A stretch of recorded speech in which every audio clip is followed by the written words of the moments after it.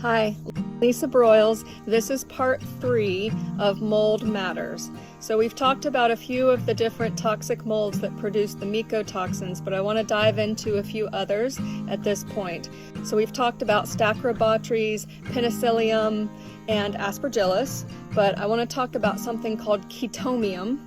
Chaetomium can also appear black like Stachybotrys.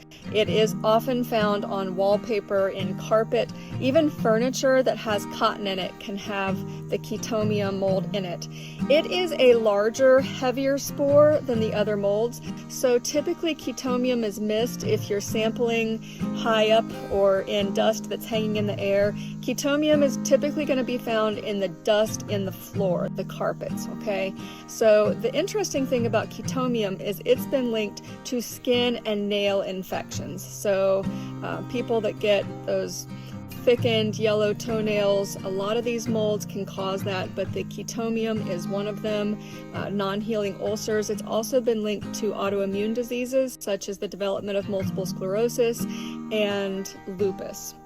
Another one I want to talk about just real briefly is called fusarium.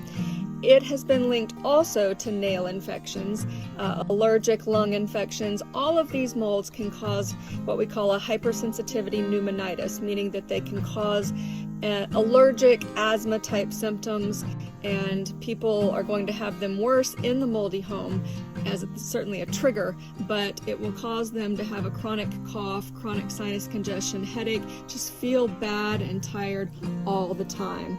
And the other important thing to understand is that these molds are usually not there by themselves. So you may have multiple of these molds living together in your home, in your car, in your place that you work, and you could be sensitive to all of them. So the testing that I had recommended does go into detail on which molds specifically are present so that we can use specific herbal and sometimes prescription medications to get rid of these mold toxins in your body. The last one that I want to talk to you about, which is kind of an interesting one, I guess, for the name if nothing else, is called wallemia. And this was first isolated in 1990.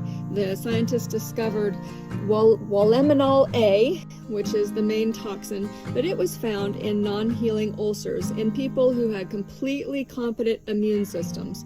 So this also has been implicated in something called farmer's lung disease. So people that live on farms, work on farms, and are inhaling moldy hay also have developed symptoms of allergies, asthma, chronic sinusitis, pulmonary fibrosis, pulmonary emphysema, all that have been linked to wallemia. So you can have the cough, the fever, headache, night sweats.